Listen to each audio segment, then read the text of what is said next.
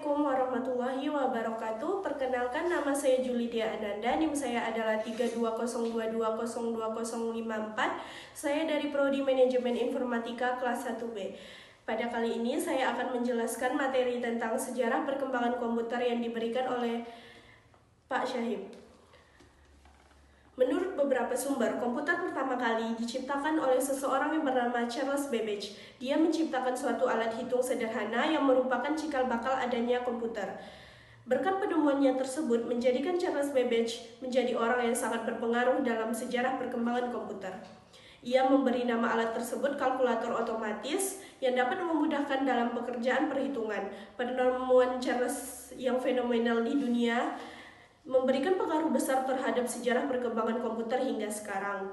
Atas penemuan tersebut, ia pun dinobatkan sebagai bapak komputer. Awal mula diciptakan komputer adalah pada saat terjadinya Perang Dunia. Negara dan negara yang terlibat dalam perang tersebut berusaha mengembangkan komputer untuk mengeksploitasi potensi strategis yang dimiliki komputer. Komputer-komputer terbagi menjadi beberapa generasi. Yang pertama adalah komputer generasi pertama, yaitu pada tahun 1946 sampai dengan 1959.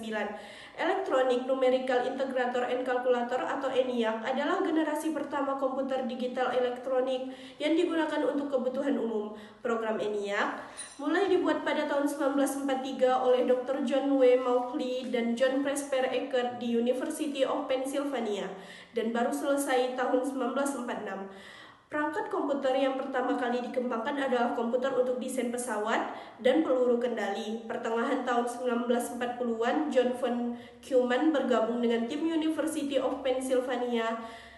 Von lalu membuat Electronic Discrete Variable Automatic Computer EDVAC pada 1945 dengan sebuah memori untuk menampung program atau data. Komputer generasi 1 memiliki ciri khas, yakni instruksi operasi dibuat secara spesifik untuk satu tugas tertentu, lalu setiap program menggunakan kode biner masing-masing yang berbeda.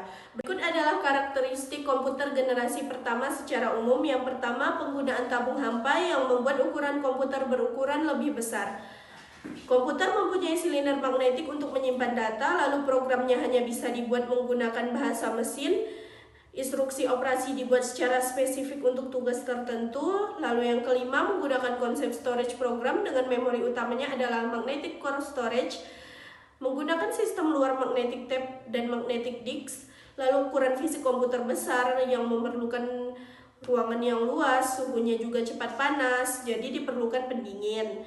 Prosesnya juga kurang cepat dan daya simpannya kecil. Lalu, komputer generasi kedua 1959 sampai dengan 1964. Penemuan pentingnya adalah transistor, alat canggih yang dapat memaksimalkan kinerja komputer dengan ukuran yang sangat kecil. Beberapa instansi, perusahaan, universitas, serta pemerintah telah memanfaatkan kecanggihan dari komputer generasi kedua ini. IBM membuat superkomputer bernama Stretch dan Sperry Rand membuat komputer bernama Large. Komputer-komputer ini yang dikembangkan untuk laboratorium energi atom agar dapat menangani sejumlah besar data. Mesin tersebut sangat mahal dan cenderung terlalu kompleks.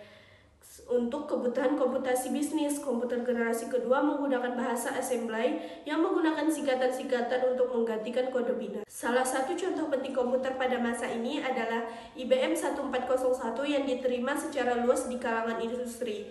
Pada 1965, hampir seluruh bisnis besar menggunakan komputer generasi kedua untuk memproses informasi keuangan.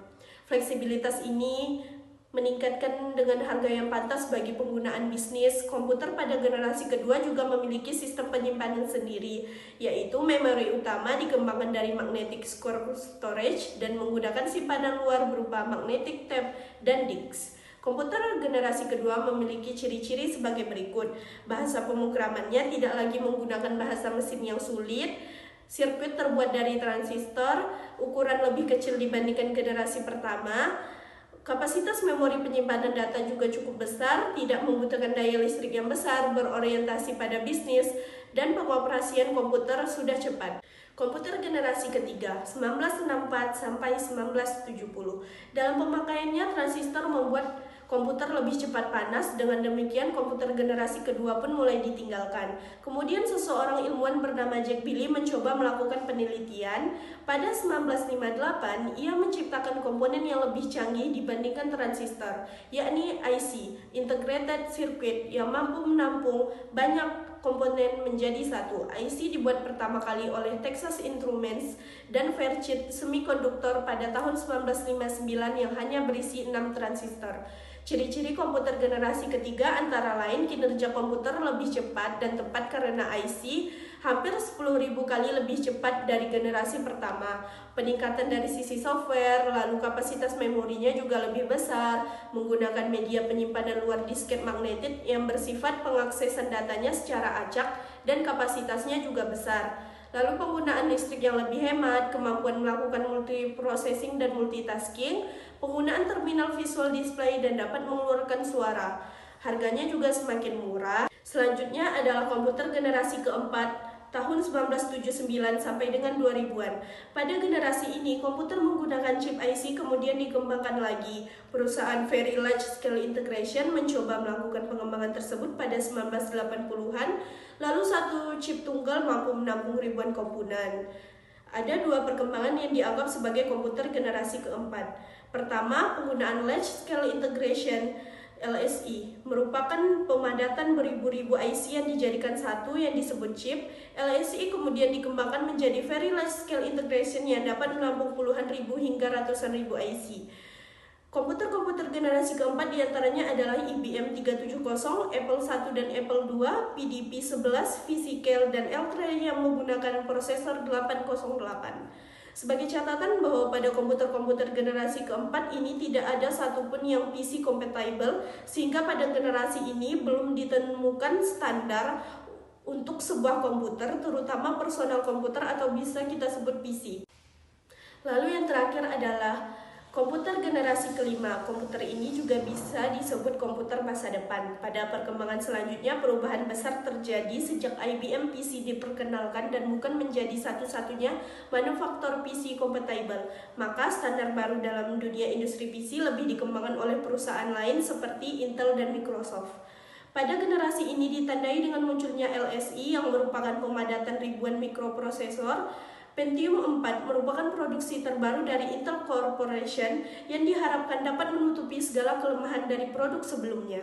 Tahun 2001, Intel mengumumkan proses Itanium yang merupakan prosesor dengan basis arsitektur 64 bit pertama. Selain ciri khas pada peningkatan akses datanya, juga tampilan gambar sudah beresolusi bagus dan berwarna serta multimedia, juga dapat menerjemahkan bahasa manusia dan dapat langsung bercakap-cakap dengan komputer dengan adanya penghematan energi komputer. Ciri-ciri komputer generasi kelima adalah dapat membantu menyusun program untuk dirinya sendiri, dapat menerjemahkan dari satu bahasa ke bahasa lainnya, dapat membuat pertimbangan-pertimbangan logis, dapat mendengar kalimat perintah yang diucapkan serta melaksanakannya. Lalu dapat memilih satu fakta serta menggunakan fakta yang diperlukan. Sekian yang dapat saya sampaikan tentang materi sejarah perkembangan komputer. Kurang lebihnya saya mohon maaf. Saya pamit undur diri. Wabillahi taufiq wal hidayah. Wassalamualaikum warahmatullahi wabarakatuh.